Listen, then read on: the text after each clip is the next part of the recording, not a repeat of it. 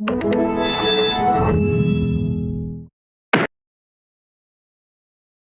up, moviegoers? Welcome back to GAGO Beyond, a series where GreenApple goes beyond the screen to invite you to meet some of your favorite filmmakers behind some of your favorite GreenApple titles. So leave a like, a comment, a subscribe, and show some love to your favorite filmmakers.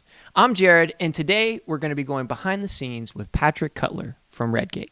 Let's go.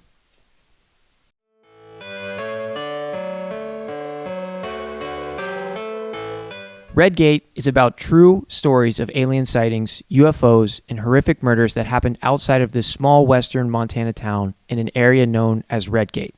Warning, there is real, actual footage in this film. I'm here today with Patrick Cutler from the film Redgate. And, just give us an introduction. Tell us a little bit about yourself.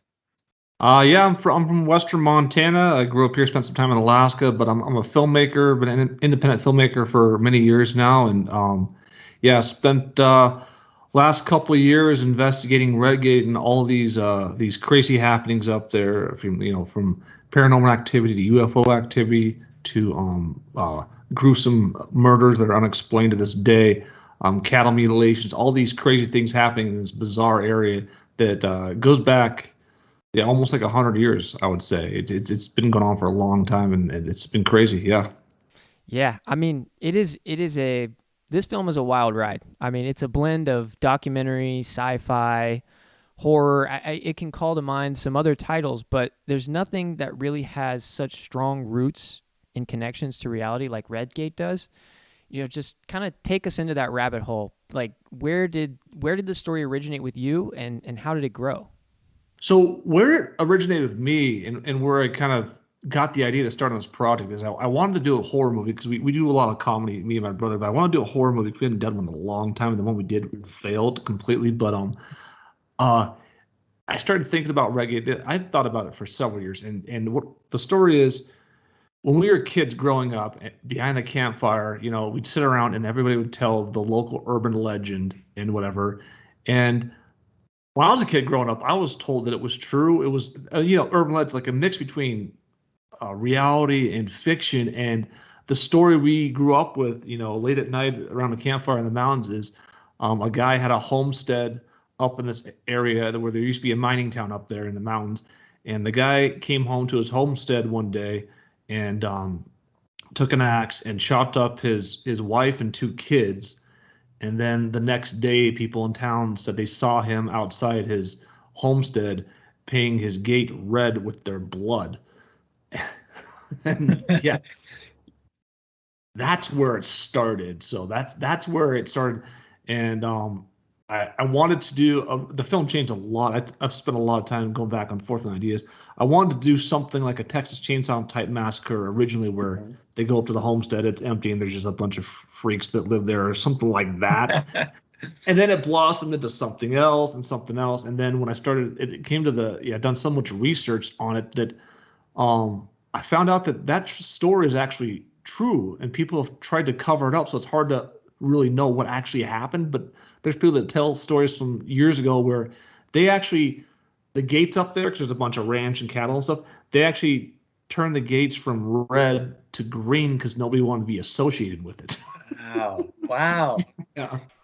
Yeah, I mean, and that's such an interesting thing about this. And when I started watching the film, my inclination was, this is real. Like, you can actually, and that's what I wanted you to help us do today. You can actually pinpoint Redgate and see, this is a place that exists, and these things are not just, urban legends, like you're saying. They actually happened, and there's a lot of really strange and paranormal things that goes on up there. So I wanted to say, can you help me pinpoint Redgate? So I looked at the maps. I saw this place called Deer Lodge off the I-90. Am I close? Can you dial it into exactly where is Redgate from Deer Lodge? Yeah, so if you're going on I-90 through Montana, you'll see the Deer Lodge exit, and you want to take that first exit, 187, which is the police code for murder. Yeah, I mean, it just it's like one of those things. It adds up. Yeah, so you come off the highway, and then you drive to you take a right and you drive to the opposite side of town, and there's an underpass. The underpass goes below the highway. Then as you go to the underpass, you take a right and you start driving up in the hills, and you have to go a couple miles up there. And then once you get a couple miles up there, you start to get up. You're starting to elevate up towards the trees and stuff. Mhm. That's generally where the area is. Like, Okay. and then there's like power lines up there, and they say that's part of the reason that attracts so much attention. So some of maybe the power lines are, I'm talking like big power conductors up Right. there. Right. That might attract some of that activity. But that's generally where it's at. A couple miles Okay.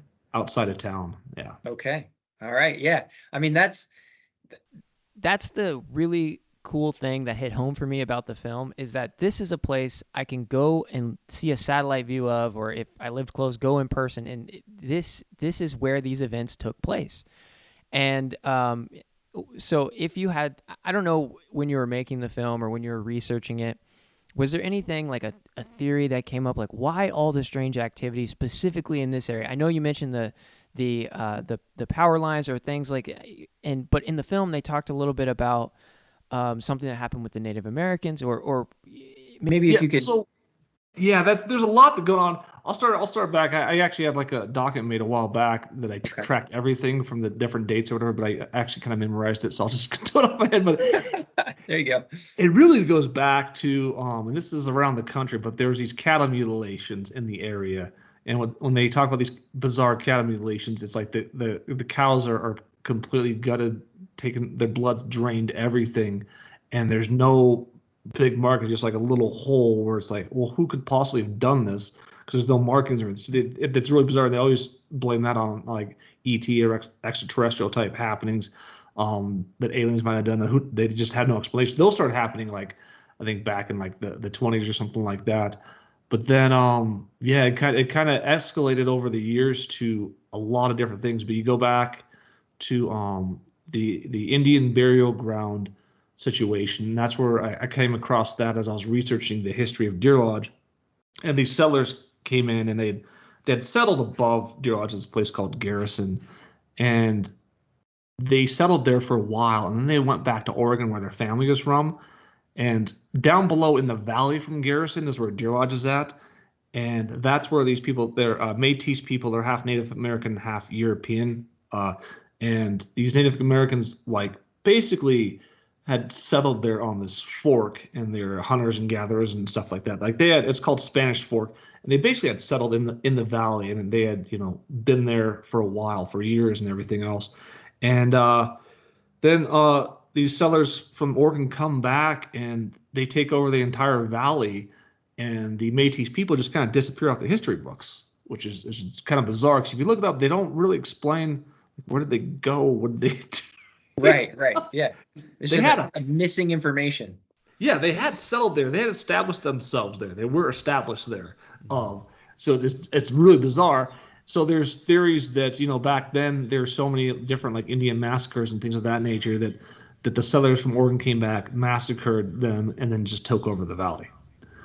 And then they buried them, obviously, and then the town was basically built on top of an Indian massacre gravesite. Is what and that's why they say that the town is cursed or haunted, and why Gotcha. some of Okay. that goes up in the Redgate and stuff. Yeah. So yeah. Okay. And that's kind of my next question too, is so there's paranormal activity, there's strange activity, and then there's also these random brutal murders that happen in this area. And I was like, I wonder if Patrick's found anything that kind of links them, that kind of speaks to the fact that you might encounter a UFO or kill a family. Like There's no. It's. It's hard. Yeah, it's hard to explain. So you do have all that stuff happening with the paranormal stuff, and you have the old Montana State Prison in town. It's been there since the 1880s, and everything there's a prison right where a bunch of people died, and everything that happened with that. They have haunted prison tours here during the summer. Actually, I've done some of them myself. Yeah, they've done the big ghost hunter shows have all done paranormal investigations at the old Montana State Prison, and came away with some crazy stuff. That's cool. That's pretty cool. Yeah. So yeah, well, some of the, but you talk about like there's a quadruple suicide homicide a couple years back, and that could have been the guy just flipped out of nowhere. Demonic possession or an entity or something Right. like that might have got a hold of him. It was such a bizarre Right. thing. It made no sense. He had called one of my friends' mom was his babysitter for his kids, and he told him to, he might need him to help babysit the kids, and then all of a sudden he's like, "Never mind, they're dead. I killed them." It's chilling phone call. Just bizarre. Yeah. Bizarre. And that's what it is. That's kind of, You know, it's almost like that's part of the mystique that draws you into the area, because you have, for all intents and purposes, like this normal settled town, and then there's just these things that happen there that are mind-blowing. So it's a very unique concoction of a film. I loved it. It was a ride. And it's one of those films where you're very engaged. As the next thing happens, you're like, okay, where am I going to now? So I really liked that about it. And so the shoot was pretty remote on some of the locations. I know earlier, off the interview, we were talking about kind of the lakes and different challenges that it was to get there. And with remote shoots, everything is, kind of challenging, but you hear of things that happened on film sets that are taking on kind of topics like this, like poltergeist, other things that happen on set where it's just eerie or almost like cursed. Did anything happen while you guys were filming that could speak to that? The crazy thing is this film has been such a struggle to produce overall. I've had so many things happen. I'll just start with the first thing. First thing is we're shooting out in the Redgate area, and I'm helping one of my crew members move some equipment and stuff, and we're driving across the road, and his Jeep, which had never done this before, just died completely. Died. And like we tried to start it. We must have been there 5 or 10 minutes. It would not start at all. It just died out of nowhere. And then finally it just started back up like nothing happened. Oh. It's a sign. You got to turn around. You got to get out of there. Yeah, it was crazy. I couldn't believe that. The next one of the mornings, the cast woke up. The main cast, the main people that are kind of doing some of the reenactments and things of that nature, and they refused. We're supposed to do in the movie. We're supposed to do a bunch of lake scenes. We're on the lake a lot more because we're up these really remote lakes, and they get up and they refuse to shoot the scenes. They say it's too cold, and it's like it's 50s, 60s. It's Montana. You have a hoodie on or whatever. I mean, come on, let's go. The wind picks up, hits our raft once. It gets knocked off the rocks and gets a hole cut in the raft. We patch that hole up, and they're still waiting for him, not sure what they're doing. And then the wind picks up again, and the raft goes up again and gets another hole. We patch that one up, and basically the second patch, our raft was done. Unusual. Yeah. Oh man. Yeah. Just the elements conspiring against you too. And then the same cast, I've had people boycott refusing to do final production on a contract they signed.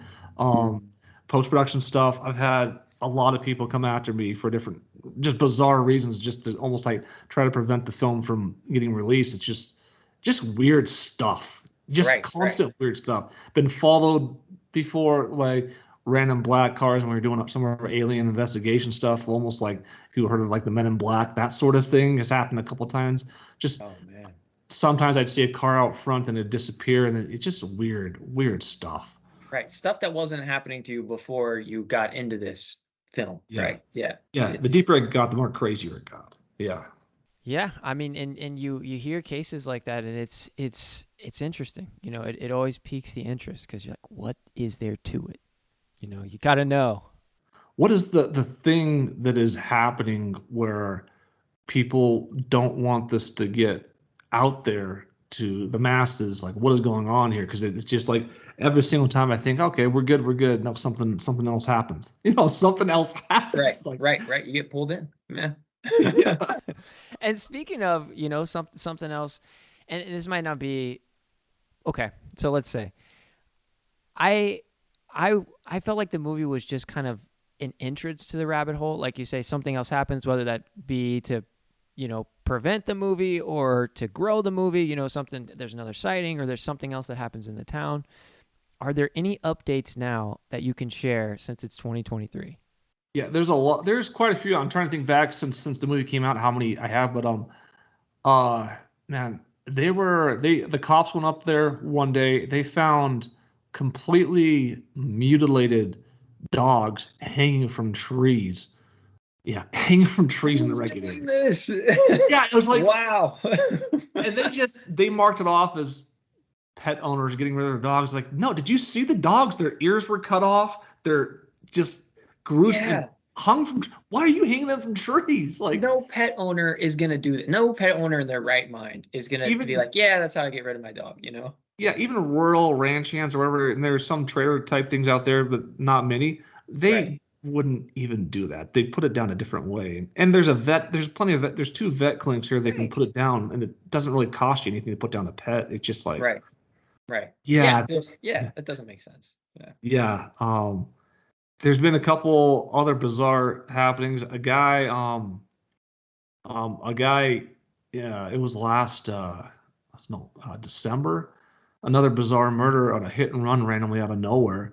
An older guy, his name is Dan the Canman, who was a really nice guy. He would collect cans around town and just a really nice guy. Was just walking across Main Street. Main Street every block or two is like a crosswalk. It's pretty obvious.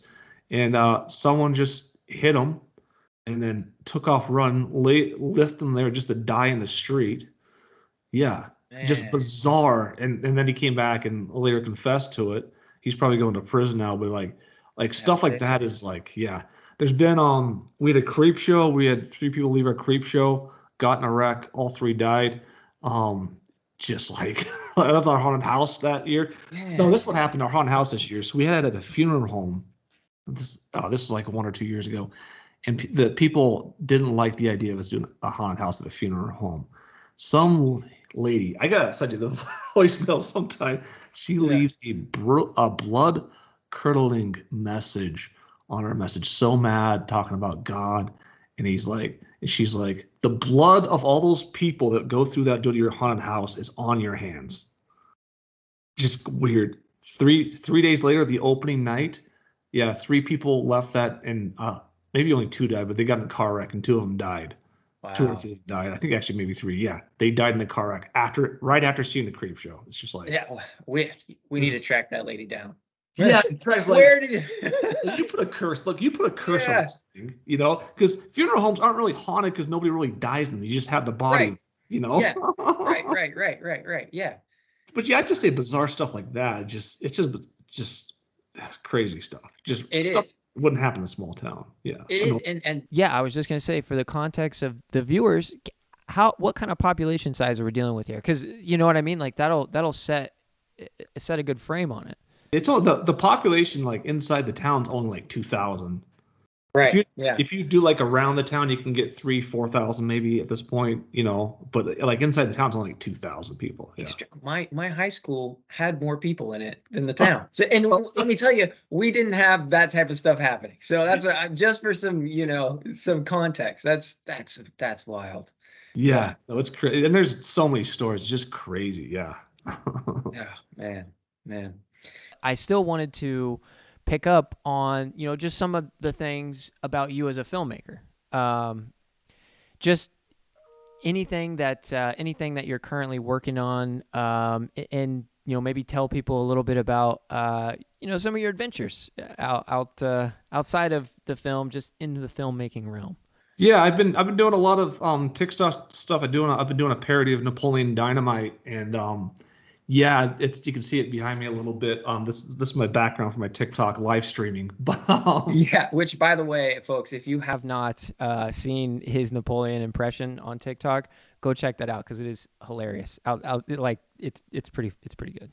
yeah, I was doing an interview for one of the shows I was on for Redgate. I was promoting it, and yeah, someone said, yeah, we started talking about the Napoleon thing. They started doing TikTok, and I started producing another movie last year, and we're titling it Bad Napoleon, and basically it's about a person that it's kind of sort of a true story in the way it's about, kind of like Redgate, where it's like people call me Napoleon Dynamite my entire life since it came out. So I was just like decided I'm gonna go full on and just become the character, and that's what the movie's about, like a documentary, mockumentary type thing. So, yeah, When you initially said Bad Napoleon, I thought like a bad Santa version of yeah, Napoleon Dynamite. that's That's the premise?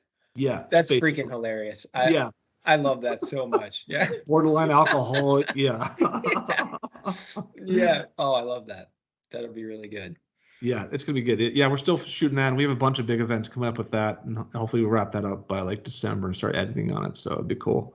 Yeah. Yeah. Yeah. That's awesome. That's awesome. And yeah, I don't know if and I heard you do some acting stuff too with the theater. Yeah, we have a small theater in town, Cutler Brothers Theater here, and we have Willy Wonka is gonna highlight the finale of our summer theater season, and I'm actually playing Wonka. So Okay. Okay. yeah, so Very cool. I got a bunch of lines I've been going over like every day now and trying to get it all down. I got like 2.5 weeks to get it pretty much down pat. But yeah, it's gonna be a really, really entertaining show. It's kind of, we take a little bit of liberties with the script a little bit to kind of like, if you work and play in theater at all and done theater, any production company, they always take liberties with the script. Even I don't think anybody ever does it exactly by the script, but No, yeah. yeah. But Wonka's one of those. Yeah, we're trying to make it. We're taking the script and just making it look as close to a mix of the Gene Wilder version and the Johnny Depp version is how I'd say. A mix, like. Interesting. That'll be really cool to watch. That'll be really cool to watch. Yeah, we got for 3 weekends starting July 28th here, and yeah, we can run for 3 weekends, 3 days a week. So yeah, it's gonna be fun. Yeah. Okay. Okay. Take me on a little journey here. So if you're not ghost hunting or tracking down stories or things like that, what is Patrick Cutler doing for fun out there? Just on the regular. So yeah, the fun things do. We have a we have a wiffle ball tournament league in my parents' backyard. Oh, that is cool. Okay, that's Yeah.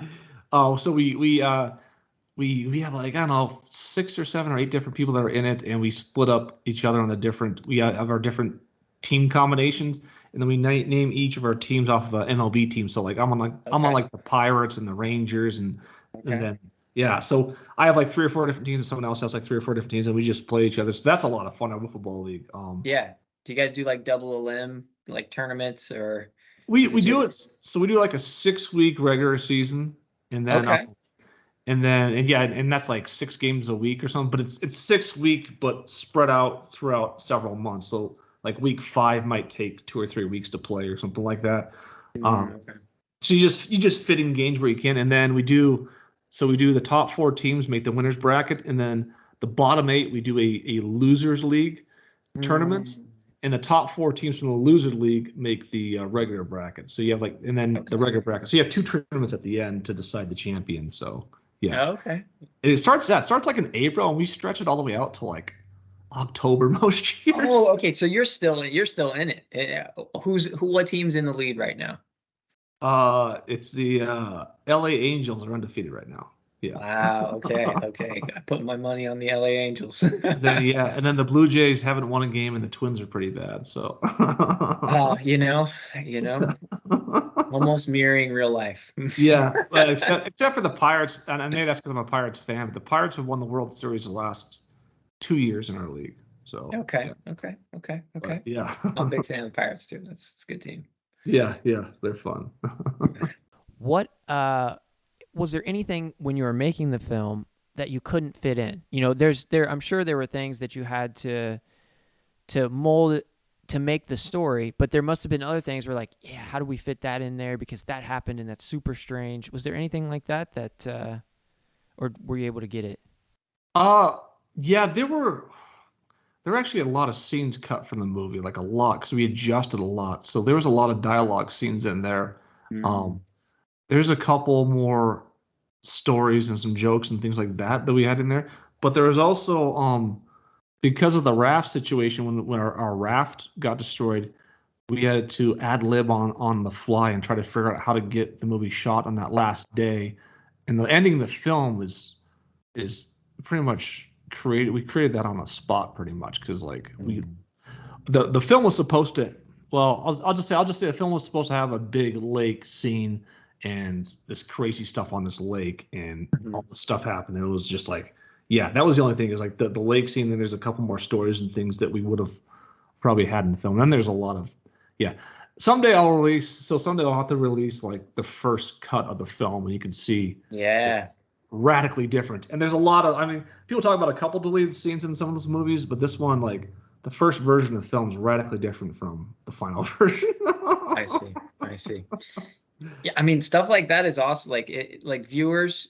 I know, me personally, I would love to see just a first round, because you get so invested in the film, and you want to know what happened and where it went and what's going on. So a first round would be cool. Maybe it'll answer some questions that that we didn't think to cover in this. Yeah, and there's a lot more. They talk about a lot more things in the actual first cut of the film. There's a lot more things with the reenactments and things they talk about, and adds more. I'll just say there's a lot more context to explain, especially the ending. There's a lot more context to explain some of the things. And the reason I cut a lot of those things out was the dialogue. I didn't think the dialogue was that great, and I didn't think it was necessary to tell the viewer every little thing that was going on. I think the viewer could kind of figure out what was going on. Yeah, but there's explanations of different things in there, and in the end they were cut. But someday, that'd be fun to release that as like a bonus feature or something. Here's the right. Yeah, something like that. That'd be neat. Yeah. Okay. Well, my friend, it was an absolute pleasure speaking with you. I mean, this is an awesome film. So I was so excited to get and kind of dig deeper into it. And I appreciate your time very much. And thank you, Patrick. Yeah, thanks. This was a lot of fun. All right. Is there anything you wanna leave the viewers with? Any mementos? Yeah. You never know what's gonna happen with a Redgate. You never know what's gonna happen out there. Just know that they are watching you out there. Whoever it is, whether it be paranormal, aliens, or whatever, you can feel something. They're definitely out there influencing things in our lives for sure. Yeah. And oh man, that brings up, real quick, it brings up that there's this experience, and I'm not super researched on it, but it's called like the third man. And what it is people that are, stranded in places, or going through like something extremely difficult. They have this sense that there was somebody else there with them. Like, say if it was me and you, and we're stuck out on a mountain in Montana, and we got to hike all the way back, and just there's no water, no food, all this stuff. We'll get back and recount the story, and we'll swear on everything that there was another person there.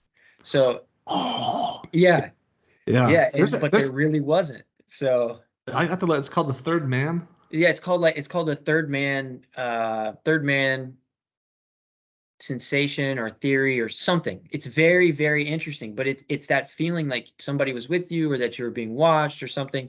And it's extremely common. A lot of people that go through these instances just talk about, and they're talking about the other person. They're like, yeah, I swear he was there, but there was only them too. So it's very interesting. That is bizarre. There's a Twilight Zone episode on that.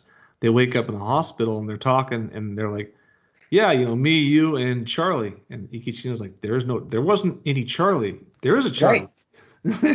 Right. So I love those parting words, because it calls that to theory. It's like, it's just something else out there. You never know. Yeah, that's one of the things. Yeah.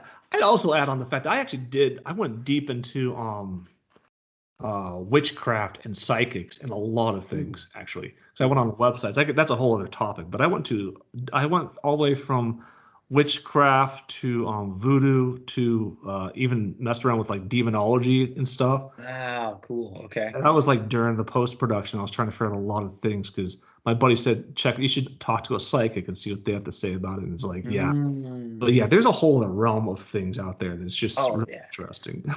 Yeah. It goes deep. Well, thank you so much, Patrick. And you have a good rest of your day. It was a pleasure speaking with you. You too. Thanks. All right. See you later. Yeah. Thank you for watching another episode of GAGO Beyond, a series where GreenApple goes beyond to invite you to meet the filmmaker. So make sure to leave a comment, a like, and subscribe to stay up to date. Thank you, and until next time.